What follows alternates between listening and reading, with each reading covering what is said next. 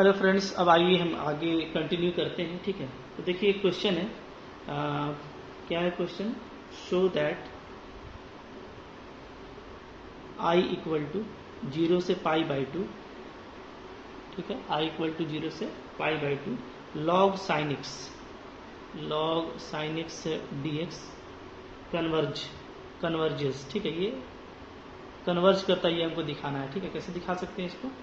देखिए इसका हम प्रूफ कर रहे हैं। ठीक है, यहाँ पे अब देखिए, यहाँ पे लॉग साइन एक्स है। ओके, ठीक है, तो हम लोग इसको कैसे करने वाले हैं? ठीक है, इसको हम लोग देखते हैं कि पहले ये क्या है, इम्प्रोपर इंटीग्रल है सेकेंड काइंड का। ठीक है, चूंकि जो लिमिट फाइनाइट है और लॉग साइन एक्स आपका क्या हो जाएगा, आपका अनबाउंडेड हो जाएगा x इक्वल टू 0 पर। ठीक है, इसलिए कि x इक्वल टू 0 पर ये लॉग 0 हो जाएगा। लॉग 0 डिफाइन नहीं होता है। ठीक है, तो क्या लिखेंगे हम लोग कि i जो है तुम्हारा, i is improper integral of second kind. ठीक है, सेकेंड काइंड का है। ठीक है, इंटीग्रांड जो है हम लोग का, इंटीग्रांड एज यहाँ पे इंटीग्रांड लिखिएगा। ठीक है, इंटीग्रांड INTEGRAND, इंटीग्रांड बोलते हैं इसको। fx इक्वल टू क्या, log sine x is unbounded. ये अनबाउंडेड है किस पे, एट x इक्वल टू 0। ठीक है, तो हम लोग जो कन्वर्जेंसी चेक करेंगे वो 0 पे चेक करेंगे। देयरफॉर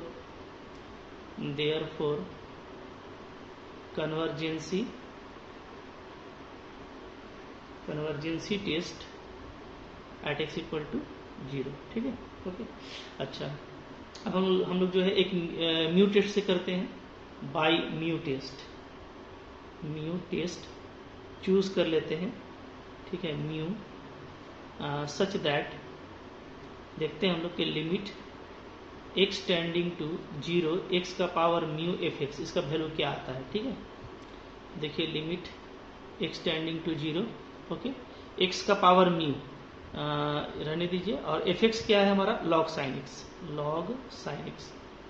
ठीक है, अच्छा, अब इसको देखिए, इसको कैसे लिख सकते हैं?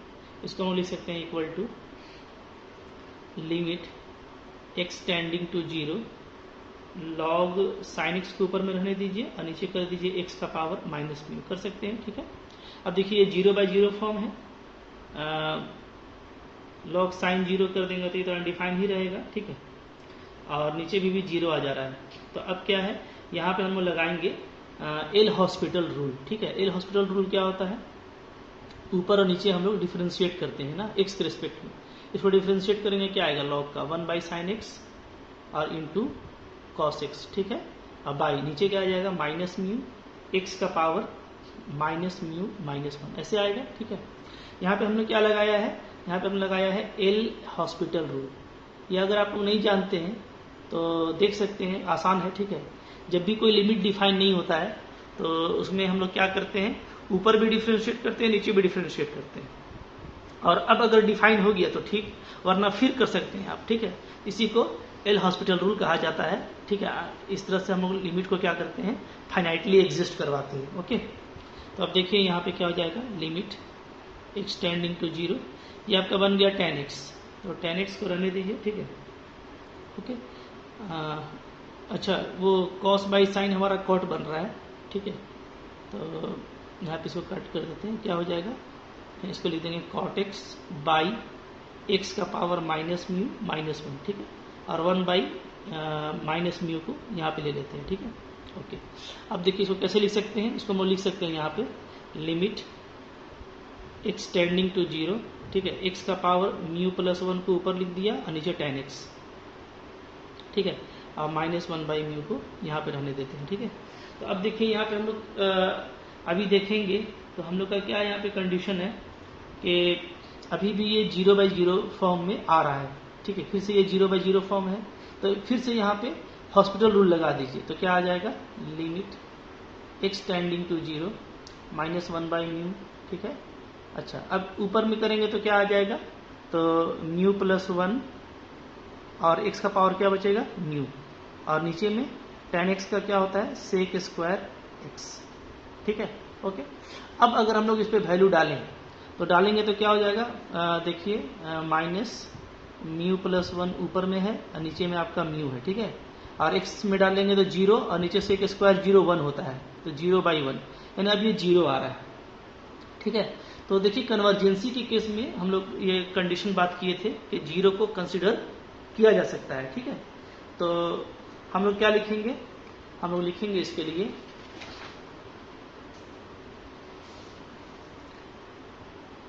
ठीक है, फॉर म्यू, ठीक है, limit x tending to 0, x का power mu, fx equal to 0, ये आ गया है, ठीक है। हेंस कन्वर्जेंसी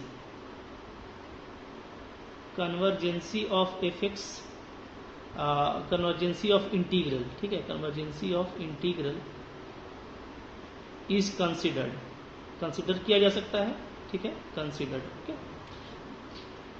देन म्यू क्या होना चाहिए, तो म्यू जो है हमारा शुड बी क्या होना चाहिए, should be less than 1, should be less than 1, ठीक है। क्योंकि हम लोग ये म्यू टेस्ट में पढ़े हैं कि 1 से छोटा होगा तभी कन्वर्जेंट होगा, अदरवाइज नहीं होगा। देयरफॉर क्या लिखेंगे, आई इज कन्वर्जेंट, आई क्या होगा, कन्वर्जेंट होगा व्हेन, जब म्यू आपका लेस देन 1 होगा, दैट इज क्या, 0 और 1 के बीच में होना चाहिए, क्योंकि म्यू तो निगेटिव नहीं ले सकते, ठीक है। ये इसका आंसर हुआ। तो एक क्वेश्चन था जो आपको समझा दिए। अब यहाँ पे डाइवर्जेंट के बारे में हम बात नहीं कर सकते, ठीक है, क्योंकि 0 पर सिर्फ कन्वर्जेंसी पर बात हो सकता है, डाइवर्जेंसी पर बात नहीं हो सकता, क्लियर है, ठीक है। तो हम डाइवर्जेंट के बारे में कुछ नहीं कर सकते, ओके। अच्छा, फिर देखिए क्वेश्चन है यहाँ पे, ये 1008 में यूनिवर्सिटी में आया था, आगे भी आया होगा, ठीक है। अच्छा क्वेश्चन है, टेस्ट दी कन्वर्जेंसी ऑफ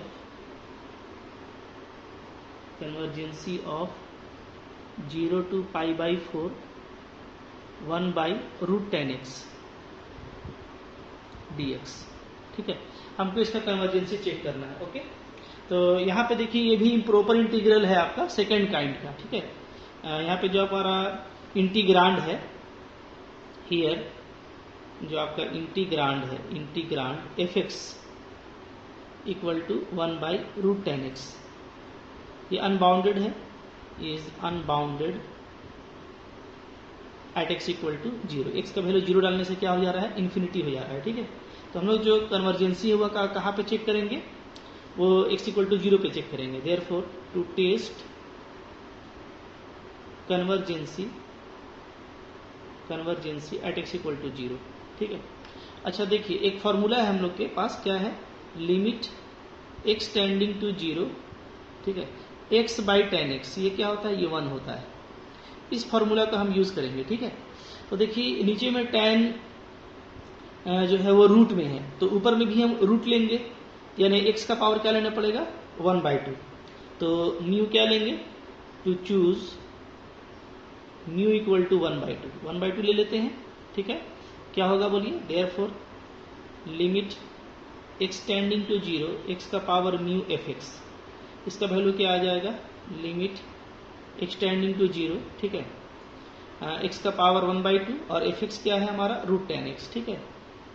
अब दोनों को कैसे लिख सकते हैं, limit x tending to 0 x/10x ऐसे लिख सकते हैं, ऊपर 1/2 रूट में आ गया, ये भी काम कर रहा है, तो ये 1, ठीक है।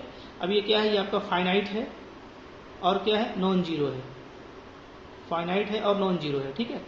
इसका मतलब है कि अब हम कन्वर्जेंसी और डाइवर्जेंसी पे बात कर सकते हैं, ठीक है। तो देयरफॉर क्या लिखेंगे, बाय म्यू टेस्ट, ठीक है, जो हमारा आई है इंटीग्रल, वो क्या हो जाएगा, इस कन्वर्जेंट होगा, ठीक है।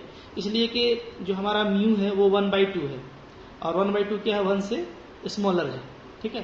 तो 1 से स्मॉलर पे क्या होता है, कन्वर्जेंट होता है। तो इस तरीके से हम इस क्वेश्चन का कन्वर्जेंसी चेक कर सकते हैं, ठीक है, ओके। अच्छा, इसके बाद देखिए एक इम्पॉर्टेंट टॉपिक है, वो है एब्सोल्यूट कन्वर्जेंसी का। आइए हम लोग उसको देखते हैं, ठीक है। एब्सोल्यूट कन्वर्जेंसी का क्या है, देखिए मैं इधर बताता हूं इसको, ठीक है। देखिए एब्सोल्यूट कन्वर्जेंसी, ओके, एब्सोल्यूट कन्वर्जेंसी भी इसको कहते हैं और इसको एब्सोल्यूट कन्वर्जेंसी ऑफ फर्स्ट काइंड भी कहा जाता है। ठीक है, ओके। क्या है ये, देखिए एब्सोल्यूट कन्वर्जेंसी देख पा रहे हैं। ठीक है, इसमें है कि इफ द इंटीग्रल, ये इंटीग्रल सी टू इन्फिनिटी, ठीक है, absolute F x d x, function जो लिया गया है वो लिया गया है एब्सोल्यूट फॉर्म में। ठीक है, एफ एक्स का मॉड डी एक्स है, यानी एब्सोल्यूट फॉर्म है ये। तो if the integral modulus f x d x c to infinity converges, then c to infinity f x d x is said to be absolute convergent. तो पहले तो ये देखिए क्या है, ये जो है सी से इन्फिनिटी है, यानी जरूर ये क्या है, इम्प्रॉपर इंटीग्रल है फर्स्ट काइंड का। ठीक है, फर्स्ट काइंड का, चूंकि सी से इन्फिनिटी जा रहा है, तो फर्स्ट काइंड के इम्प्रॉपर इंटीग्रल में हम इसको ऐसे डिफाइन करेंगे। ठीक है, एब्सोल्यूट कन्वर्जेंसी को कैसे करेंगे कि इसलिए यहाँ पे फर्स्ट काइंड लिखा हुआ है, क्योंकि ये फर्स्ट काइंड के लिए डिफाइन हो रहा है। ठीक है, अगर सेकंड काइंड के लिए डिफाइन होगा तो सेकंड काइंड के लिए लिख देंगे। ओके, तो यहाँ पे हमारा जो एफ एक्स है वो क्या होता है, बाउंडेड होता है, ये आप जानते हैं। ठीक है, यहाँ पे मैं लिख देता हूं वेयर जो हमारा एफ एक्स है वो क्या है, इज बाउंडेड, इज बाउंडेड। ये बात ध्यान रखना है आपको कि अगर मॉडुलस के साथ यानी एब्सोल्यूट जो है फॉर्म में अगर इंटीग्रल कन्वर्जेंट है तो बगैर एब्सोल्यूट फॉर्म के भी कन्वर्जेंट होगा। हाँ, लेकिन ये याद रखिए कि इट इज सफिशियंट, ये जो है हमारा सफिशियंट कंडीशन है, नॉट नेसेसरी, नेसेसरी नहीं है।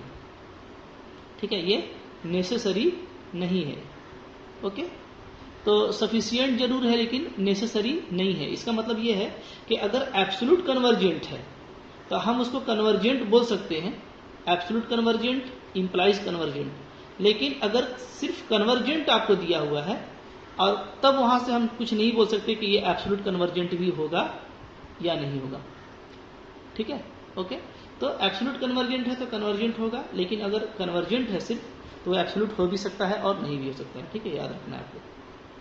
अब इसका देखिए एग्जाम्पल है, इसे आपको एक एग्जाम्पल भी पूछ सकता है कि एक एग्जाम्पल दिखाइए जो क्या है, कन्वर्जेंट है लेकिन एब्सोल्यूट कन्वर्जेंट नहीं है। ठीक है, क्योंकि अगर एब्सोल्यूट होगा तब तो कन्वर्जेंट हो जाएगा। तो एग्जाम्पल आपसे पूछ सकता है कि जैसे देखिए ये एग्जाम्पल है हमारे पास, शो दैट 0 से infinity sin x by x is convergent, short में लिखा हुआ है, बट नॉट एब्सोल्युटली कन्वर्जेंट। ठीक है, ओके, अब इसका सोल्यूशन देखते हैं। देखिए सबसे पहले हम लोग ये दिखाएंगे कि 0 से इन्फिनिटी क्या है, मेरा कन्वर्जेंट है। 0 से infinity sin x by x क्या है, इज कन्वर्जेंट। ठीक है, तो इसके लिए पहले हम लोग क्या करेंगे, इसको 0 से a और a से इन्फिनिटी ऐसे बांट लीजिए। ठीक है, ये I1 प्लस I2 हो गया, पहले आप लोगों ने किया है। अच्छा, अब ये देखिए, ये आप लिख लीजिएगा कि ये जो है ये प्रॉपर इंटीग्रल है। क्या है ये, प्रॉपर इंटीग्रल। तो प्रॉपर इंटीग्रल है तो ये कन्वर्जेंट होगा, तो हमको सिर्फ कन्वर्जेंसी बात करना है I2 का। ठीक है, we talk the convergency of I2। तो अब यहाँ पे देखिए, यहाँ पे a से इन्फिनिटी के लिए हम लोग वही ड्रिचलेट का इस्तेमाल करेंगे। ठीक है, एफ एक्स ले लिया जाता है sin x और जी एक्स ले लिया गया 1/x। ठीक है, तो ड्रिचलेट में क्या था, c से x F x d x का मॉड निकालते थे। ठीक है, इसका मॉड निकालेंगे, ड्रिचलेट जैसे पहले आप लोगों ने किया वैसे ही करना है। साइन का इंटीग्रेशन माइनस में होता है। ठीक है, तो पहले नीचे का लिमिट डालेंगे cos c, फिर ऊपर का cos x। ये लेस देन 2 आएगा, क्योंकि हम लोग का जो cos का वैल्यू है वो मैक्सिमम क्या होता है, 1 होता है, और -1 और 1 के बीच में लाई करता है, तो 1 और -1 यही हो सकता है। तो 1 और -1 को मैक्सिममली ऐड करेंगे तो 2 आएगा। ठीक है, ओके, तो यहां से पता चला कि मेरा जो ये इंटीग्रल है c2x fx dx, ये क्या आ रहा है, ये मेरा बाउंडेड आ रहा है, इज बाउंडेड। ठीक है, क्योंकि ये बाउंडेड आ गया। अगर ये बाउंडेड है तो अब हम लोग देखते हैं कि इसका लिमिट क्या है। पहले देखिए जो gx है हमारा, ये क्या है, ये मोनोटोनिक है और बाउंडेड है, हम आपको बताए थे। ठीक है, gx equal to 1/x। Okay, तो जब इसका लिमिट भी निकालते हैं तो क्या आता है, 0 आता है, और gx क्या है, मोनोटोनिक है। ठीक है, तो gx क्या हो गया हमारा, मोनोटोनिक एंड बाउंडेड हो गया। तो अब हम यहाँ पे अगर लगाते हैं ड्रिचलेट टेस्ट, तो ड्रिचलेट टेस्ट से क्या हो जाएगा, I2 equal to a to infinity sin x by x dx क्या हो जाएगा, कन्वर्जेंट। ठीक है, क्योंकि ड्रिचलेट का यही कहना है, जो हमारा ड्रिचलेट टेस्ट है उसका यही कहना है कि अगर ये बाउंडेड है ये टर्म, ठीक है, और gx आपका मोनोटोनिक और बाउंडेड है, तो ऐसे केस में इन दोनों का प्रोडक्ट क्या होगा, कन्वर्जेंट होगा, यानी कि x को इसको गुना करेंगे तो यही आएगा, ठीक है। अच्छा, अब ये दिखाना है हमको कि ये एब्सोल्यूट कन्वर्जेंट नहीं है, ठीक है। तो देखिए कन्वर्स पार्ट देखते हैं, कन्वर्स पार्ट, ठीक है। देखिए कैसे करना है इसको। तो हम लोग पहले डायरेक्टली, चूंकि मेरा जो क्वेश्चन दिया हुआ है वो दिया हुआ है 0 से इन्फिनिटी, ठीक है। तो हम लोग यहाँ पे बात नहीं करके हम लोग बात करेंगे 0 से n पाई पर, 0 से n पाई, ठीक है। और mod sine x by x d x, चूंकि एब्सोल्यूट में इसको एब्सोल्यूट फॉर्म में लेना पड़ेगा मॉड के अंदर। अच्छा, इसको कैसे लिख सकते हैं, इसको लिख सकते हैं this equal to sigma r equal to 1 to n r minus 1 to pi r pi sine x d x, ठीक है। ये ऐसे हम लोग यहाँ पे इसको लिख सकते हैं, याद रखिए, ठीक है। ये क्या है, ये हमारा जो है फॉर्म है जिसको हम इस तरीके से कन्वर्ट कर सकते हैं, ठीक है, सिग्मा का यूज करके। तो यहाँ पे हम लोग देखिए लिए हैं r माइनस 1 पाई से लेके r पाई तक, इसलिए जब आप r का वैल्यू 1 रखिएगा तो ये 0 हो जाएगा, तो 0 से स्टार्ट हो रहा है, और n रखेंगे तो n पाई पे खत्म होगा, तो वही चीज है, ठीक है। अब यहाँ पे पुट कर दे रहे हैं x equal to r minus 1 pi plus y, ठीक है। नीचे वाले का लिमिट में ऐड कर दिए y को और इसको पुट कर दिए x, ठीक है। तो डिफ्रेंशिएट करेंगे तो dx इक्वल टू dy आ जाएगा, और y का लिमिट क्या आएगा, तो देखिए y का लिमिट r का वैल्यू 1 रखेंगे तो 0, और r का वैल्यू पाई रखेंगे, अगर सॉरी x का वैल्यू रखेंगे हम लोग, क्या यहाँ पे x वैरी कर रहा है ना, r माइनस 1 पाई से r पाई, ठीक है। तो अगर हम लोग x का वैल्यू r माइनस 1 पाई रखते हैं तो ये कट जाएगा, तो y 0 आ जाएगा, ठीक है। और जब हम लोग r पाई रखेंगे अपर लिमिट, तो r पाई कटेगा, तो y का वैल्यू क्या बचेगा, पाई। तो नया लिमिट क्या आ रहा है, 0 से पाई, ठीक है, ओके। तो अब देखिए ये जो 0 से n पाई था, इसको आगे बढ़ाते हैं, sine x by x d x का मॉडुलस फॉर्म को कैसे लिखेंगे, इसी में डालना है, ठीक है। x के जगह पे डाल दीजिए पूरा r minus 1 pi plus y, डाल दिए x के जगह पे, ठीक है, नीचे भी डाल दिए, ओके। इस पूरे का हमको मॉड पे बात करना है, ठीक है, पूरे का मॉड। तो अब देखिए नीचे में क्या आ रहा है, नीचे में आ जाएगा आपका r minus pi minus y, ऐसे लिख सकते हैं, ठीक है। और ऊपर में क्या आ जाएगा, तो ऊपर में आपका आ जाएगा साइन, ठीक है। देखिए हम लोग यहाँ पे एक प्रॉपर्टी यूज कर रहे हैं, कौन सा प्रॉपर्टी, देखिए ये वाला, साइन पाई का जब भी यूज होता है प्लस माइनस थीटा में, तो वो क्या होता है, -1 का पावर n साइन थीटा होता है, ठीक है। तो चूंकि यहाँ पे मॉड लगा हुआ है, तो ये पाई का मल्टीपल है, पाई का कोई भी इंटीजर मल्टीपल हो और प्लस वाई, तो वो साइन थीटा निकलेगा माइनस के साथ, तो जब वो मॉड में रहेगा तो माइनस प्लस हो जाएगा, तो सिर्फ क्या बचेगा, साइन वाई, ठीक है। तो यहाँ पे देखिए इसीलिए ऊपर में सिर्फ साइन वाई लिखा गया है और नीचे में ये चीज, ठीक है। अब देखिए, अब यहाँ पे हम लोग का y का लिमिट क्या है, 0 से पाई, ओके। फिर इसको आगे बढ़ाइए, इसको आगे बढ़ाएंगे तो क्या हो जाएगा, r minus pi minus y. अच्छा, साइन वाई को क्या लिख सकते हैं, साइन पाई माइनस थीटा लिख सकते हैं, कोई दिक्कत नहीं है। साइन पाई माइनस थीटा क्या होता है, साइन थीटा होता है, ठीक है। तो अभी देखिए क्या आ जा रहा है, ये आ जा रहा है r equal to 1 to pi, y equal to 0 to pi sine y by r minus y, ठीक है। ये रिवर्स प्रॉपर्टी है, किसका रिवर्स प्रॉपर्टी है, तो देखिए हम लोग ये पढ़े हैं कि क्या होता है, हम लोग ये जानते हैं, ठीक है। प्रॉपर्टी में यहाँ पे मेंशन कर रहा हूँ, 0 से a f x d x equal to क्या होता है, इक्वल टू होता है 0 से a F A minus x d x, ठीक है। यानी अपर लिमिट माइनस एक्स लिख सकते हैं, ये डिफिनिट प्रॉपर्टी में हम लोग पढ़े थे, ठीक है। तो जब इसको ऐसे कर सकते हैं तो उल्टा भी तो कर सकते हैं, यानी इसको इधर भी कर सकते हैं। यही रिवर्स प्रॉपर्टी यहाँ पे अप्लाई किया गया है कि पाई माइनस वाई को हटा दिए, अपर लिमिट माइनस फंक्शन को, तो क्या हो गया, sine y by r minus y, ठीक है, ओके। ये थोड़ा आपको याद रखना पड़ेगा, क्योंकि अगर ये क्वेश्चन आ गया एग्जाम में एब्सोल्यूट कन्वर्जेंसी से रिलेटेड, तो ये ऐसे ही बनाना पड़ता है, ठीक है। थोड़ा हल्का सा आपको याद रखना पड़ेगा, ठीक है। सारे क्वेश्चन तो बिल्कुल लॉजिकल आपके दिमाग में नहीं रहेंगे, ठीक है। तो जब ऑनर्स में हम कोई एग्जाम देते हैं तो कुछ कुछ चीजें हमको याद करनी पड़ती हैं, जो फेमस एक तरह का प्रूफ है। तो ये फेमस एग्जाम्पल है कि जिसका एब्सोल्यूट जो कन्वर्जेंट तो है बट एब्सोल्यूट कन्वर्जेंट नहीं है। ठीक है, अच्छा आगे कंटिन्यू करते हैं। देखिए इसके बाद क्या आ जाएगा, इसके बाद आ जाएगा 0 से n pi sin x by x d x क्या हो जाएगा, greater than r equal to 1 to n y equal to 0 to pi sine i by r d y. ठीक है, क्यों ऐसा हुआ देखिए, ध्यान दीजिए नीचे में क्या था, नीचे में था हम लोगों का, वहां पे आप नीचे में देखिएगा तो नीचे में r माइनस पाई था। ठीक है, क्या था पिछले हम लोग का जो अभी हम लोगों ने पीछे पेज में देखा तो वहां पे इंटीग्रेशन था 0 से pi sine y minus r था। ठीक है, सॉरी r माइनस वाई था, क्या था r माइनस वाई ऐसा dy। ठीक है, ये था। तो देखिए अगर चूंकि y मेरा क्या है 0 से पाई है, एक पॉजिटिव वैल्यू है, तो अगर हम y को हटा दें तो ये जो पूरा फंक्शन है वो क्या हो जाएगा, वो स्मॉलर हो जाएगा। ठीक है ना, क्योंकि फिर ग्रेटर वैल्यू से आप डिवाइड कर रहे हैं तो पूरा स्मॉलर हो जाएगा, इसीलिए मैंने नीचे से y को हटा दिया तो ये ग्रेटर लग गया है। ठीक है, ओके। अच्छा अब देखिए साइन, ये r तो कांस्टेंट है, r बाहर निकल जाएगा हमारा, तो sigma r1 to n 1 by r sine y d y, इसका वैल्यू क्या होता है, साइन वाई डी वाई 0 से पाई, ये 2 होगा।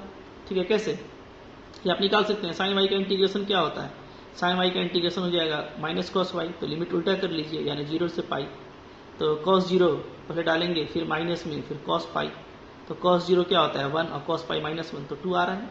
ठीक है, ओके, इसका वैल्यू 2 होता है, यहाँ हम लोगों ने 2 रख दिया तो बचा क्या सिग्मा 1 बाई आर। अच्छा अब सिग्मा 2 बाई आर बच रहा है मेरा। ठीक है, तो ये क्या है देखिएगा, ये आपका इन्फिनिटी को अप्रोच करेगा।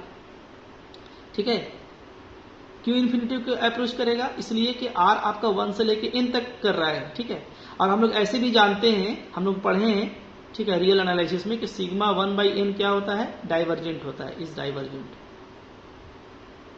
p टेस्ट था, n का पावर p, अगर p का वैल्यू 1 है तो ये डाइवर्जेंट होता है। तो ठीक है, तो यहाँ पे 2 बाई आर वही फॉर्म है, 2 कांस्टेंट है, बाहर कर सकते हैं, तो ये क्या है, ये आपका इन्फिनिटी को अप्रोच करेगा, डाइवर्जेंट है, तो डाइवर्जेंट से बड़ा भी क्या होगा, डाइवर्जेंट होगा। ठीक है, तो ये भी आपका डाइवर्जेंट हो गया। इस तरीके से हम लोग देखें कि ये हम लोग का क्या आ गया, modulus sine x by x d x divergent. ठीक है, तो पता चला कि जो ये इंटीग्रेशन है ये एब्सोल्यूट कन्वर्जेंसी नहीं है, कन्वर्जेंट तो है, हम लोग देखिए कन्वर्जेंट था लेकिन एब्सोल्यूट कन्वर्जेंट नहीं है। ठीक है, तो एक अच्छा एग्जाम्पल है। ओके, अच्छा एक देखिए छोटा सा और क्वेश्चन है, शो दैट 0 से इन्फिनिटी a का power minus a square x square cos b x d x is absolute convergent. इसको एब्सोल्यूट कन्वर्जेंट दिखाना है, तो ठीक है देखिए कैसे दिखाएंगे इसको हम लोग, ये ले लिया इंटीग्रेशन। ठीक है, अच्छा इसमें देखिए कॉस बी एक्स जो है, कॉस बी एक्स इसको हटा सकते हैं ना, क्योंकि कॉस का मैक्सिमम वैल्यू क्या होता है 1 होता है, तो इसका यूज करके इसको हटा देंगे तो इधर क्या लग गया, ग्रेटर देन लेस देन। ठीक है, क्या बचा, e का power minus a square x square, mod हट जाएगा क्योंकि एक्सपोनेंट हमारा पॉजिटिव होता है। ठीक है, अच्छा अब यहाँ पे देखिए, यहाँ पे ऊपर और नीचे x से मल्टीप्लाई कर दिए हैं, ऊपर भी नीचे भी। ठीक है, ऐसा करने से क्या होगा, तो देखिए हम लोग यहाँ पे अब फिर से वही डिरिचलेट टेस्ट लगाने वाले हैं, इसलिए ऐसा हम लोग किए हैं। ठीक है, तो ऊपर वाला फंक्शन को f(x) मान ले रहे हैं, और तो f(x) मानेंगे तो क्या हो जाएगा, therefore f(x) dx is finite and exist. ठीक है,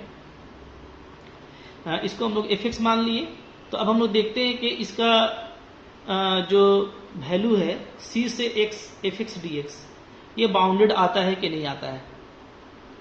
ठीक है, ओके, तो देखिए ये हम लोग जब करेंगे तो बाई पार्ट्स से आपको करना पड़ेगा, बाई पार्ट्स से आप करेंगे। ये इंटीग्रेशन हम लोग सोल्व किए तो जानते हैं क्या होता है कि ये जो इसका इंटीग्रेशन जब आप करेंगे तो वो क्या आएगा, वो फाइनाइट आएगा और एग्जिस्ट करेगा। ठीक है, इसका इंटीग्रेशन बाई पार्ट्स से करके देख सकते हैं। ठीक है, इसको पुट करेंगे तो इसको ले जाएगा, ऐसा करके देखेंगे। ओके, तो c से x f(x) dx ये आपका बाउंडेड आने वाला है। ठीक है, तो ये बाउंडेड हो जाएगा।